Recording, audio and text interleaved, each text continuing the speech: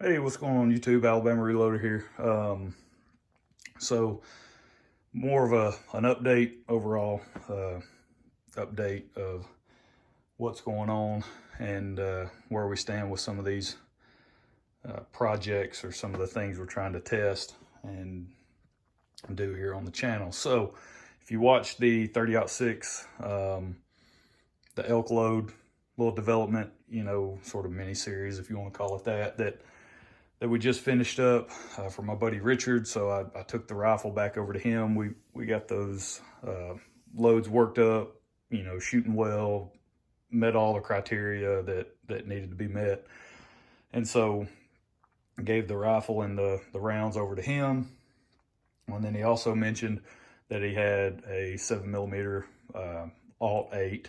For those of you that, I know a lot of people, it's 7mm 08, but go watch, was it Ron Spomer or whatever, 7mm Alt 8, and there you go. We'll go 7mm 08 though. That's just what everybody calls it. This guy right here, Remington 700. So he was like, hey, while you're at it, if you don't mind, work up a deer load, just for whitetail deer, work one up for this rifle. So this is a really sweet rifle. He said it basically was in the same category, had quite a bit of years on it, but a really nice rifle overall. It's got that Leupold, I think it's 3.5 to 10 power scope on it. Really nice hunting setup there. So we're going to be working on a load for that. But that's something I've got a sizing die on the way. I will more than likely go with the Hornady bullet seating die, just because I have the micro just seating stem. So I'll go with that. And then what else? Yeah, so I've got the sizing die on the way. I've got some bullets. This stockpile is not super great. We're not going to fool with those, but I've got some Spear, more or less hunting bullets. So I've got 160 grain, 130. These are 145. They're Spear 145s. And then we've got some of those, some of these guys. So we've got a few to mess around with. He said he wanted to stick in the 139 to 140 grain range. So that's what we're going to hang around with. We're still going to test all the way up to the 160s, just because we can, and to try it out and see how they shoot out of this rifle. But we're going to hang around sort of that range, that 130 to 140 grain range. The powders that we'll be running, I've got some IMR 4955, H4350, IMR 4064, those type powders. IMR 4451, I think, is one that'll work well. Ramshot Big Game, which we might actually just stick with Ramshot Big Game, because if you watch 30-06 stuff, that's the powder that we use for that load. So we may just use the exact same powder for this load workup. But I'm really looking forward to it. It's going to be a lot more fun to shoot that rifle than it was to shoot the 30-06. I did have a good time working up that load, but shooting the rifle sucked, just bottom line. So that takes care of that. And we haven't, so I bought these guys. I'm really looking forward to trying these at 270. The problem is, where's that die? It was around here somewhere. No, I didn't take it back in the house. Maybe I did. Yeah, so I stuck a case. So I stuck a 270 case. I was using this stuff right here. I think I'm done with the old one shot. I used this for a long time, ever since I first started reloading, and I've only stuck maybe a couple of cases. Well, that was with my previous can, and then I finally ran out, so I got another can, and I have stuck 2 cases now within a couple of months. One 30-06 case, and then now a 270 case using this can right here. So I am done. with that stuff, we're gonna stick with what works, which what works is this stuff right here. So we're gonna stick with that. But part of the problem why I wanted to show you the die is when I went to try to use my stuck case remover kit, the tap snapped in half. I have no idea how that happened. Trying to tap a brass case and all of a sudden the thing just snapped. So yeah, no clue how that happened. It doesn't make any sense, but the tap just snapped in half.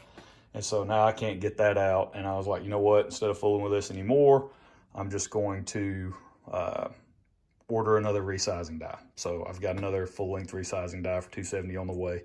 Waiting on it to come in. Then once it comes in, I can get these cases, get this brass prepped, this brass, and then a few other pieces that I've got in the house. I've got a couple of velocity tests loaded up with the 150 grain Hornady SST that I need to go shoot. So I can at least go do that and get some of that information, get some of that data, share that on the next video. But to do any testing with these, and then I just picked up these guys, Robert over at Midway, Pistol and Pawn and Gurley. He hooked me up with these, and so the Hornady doesn't have load data, or at least in their 10th edition, they don't have load data for the 270 Winchester for this bullet. It's for the 6.8 SPC, but we're going to play around with that. He's got a Winchester, what is it, a Model 70, I think, in 270 Winchester. And so he scored a few boxes of these, and so we split them half and half. He's going to play around with them a little bit, and then I'm going to do the same thing and see what kind of results we can come up with velocity-wise and performance-wise. I think it'd be an awesome deer round for the 270 Winchester. And of course, want to play around with the 85 grain, get those going smoking fast just because we can. See how they shoot. So that kind of takes care of the 270 Winchester. The 350 Legend, also while I was over there hanging out with Robert and Mark, they had gotten in some factory ammo for the 350 Legend, some of the 180 grain stuff. So I went ahead and just picked up a box. We're going to test this stuff. My plan is to run a 5-shot group over the chronograph, over the magneto speed, get the velocity data. That way we have a baseline of what type of velocity we would get with this stuff, and then shoot a couple of 5-shot groups with it. And then depending on how they group, if they're terrible, then I'll burn the other 15. I'll shoot 3 5-shot groups instead of 2 and just be done with it. But if those group pretty well, you know, 1.5 inches or less, then I may hold back five of these and save them for hunting season. I don't know. I mean, I've got plenty of the 170s and the 165s to play around with, but I just wanted to see how the 180s would shoot out of that Winchester XPR. So that'll be in the next 350 Legend video that we do. And then the biggest addition to the safe is this guy right here. There's a Howa 1500 chambered in 308. So pretty sweet rifle. It's got the Hogue stock. Went ahead and picked up a Harris bipod, put on there. It's got a heavy barrel, and really looking forward to messing around with it. Picked this up over at Mr. Big Guns in Huntsville. It's been sitting on the rack. Every time I walk in there, I pick this rifle up, I mess around with it, and I'm like, man, I really want this rifle. And then finally the other day, I was like, you know what? I'm done looking at it. I'm done messing with it every time I walk in here. So I was like, all right, that's going home with me today. So went and picked it up. Pretty pumped about it. Looking forward to getting back into 308. I've kind of had a hit or miss relationship with 308 just over my reloading, I guess, career, if you want to call it that. I just haven't really found just a dynamite load or rifle in 308. I've had a few come through my hands. Ruger American Predator, Thompson Center Compass. The Compass didn't shoot too bad, and Predator was okay.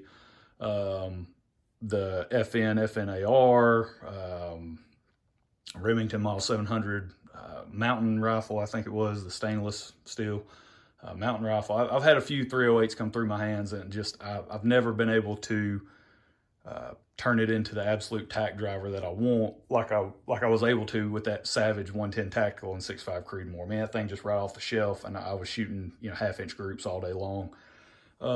With it, I've never really had that luck with 308, so I really want to dive in to 308 with this guy. I feel like it's going to be a good platform to really, you know, hone in on a really, really good load. So that's kind of what the direction we're going with this guy. So that'll be a lot of fun. I'm looking forward to that.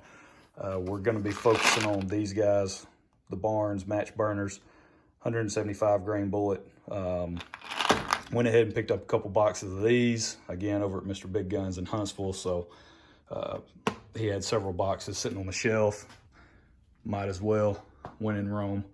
So yeah, so we've got a lot of stuff going on. We got a lot of stuff, a lot of moving and shaking going on. So y'all stay tuned, waiting on some stuff to come in right now. You know, reloading wise, 270 die. I've got to get stuff for the 7mm 08. I've got some bullets, but I've got a resizing die on the way. I got to get the bullet seating die on the way. But yeah, that's where we stand. So new addition to the channel. Super pumped about this rifle. I'm really looking forward to getting it out, breaking it in. I'm going to follow the Howa. There's a recommended barrel break-in procedure that Howa has, so I'm going to follow that to the letter. It looks like it's going to be pretty time-consuming. With, I think it's like the first 10 shots, you shoot one, then you clean the barrel, shoot another, clean the barrel. So you do that for the first 10 shots. And then after you do that sequence of 10, then you follow it up with another 20 shots, but you do it, you know, shoot once and then shoot again. So you shoot 2 shots, then you clean, 2 more shots, clean. So you do that 10 more times. So you end up, I think it's 30 rounds total that they call for the break-in process. I believe I'll have to go back and read that and double check, but I want to say that's how they did it. And in the literature that I read, it said you really need to follow that procedure so that way your barrel doesn't walk when it gets hot. So whenever you start to, your groups open up and your barrel walk, you know, you start getting flyers and everything when the barrel starts to heat up. According to that, they say that will help mitigate that. So we'll see. Yeah, that's it. I'm also looking for an aftermarket stock.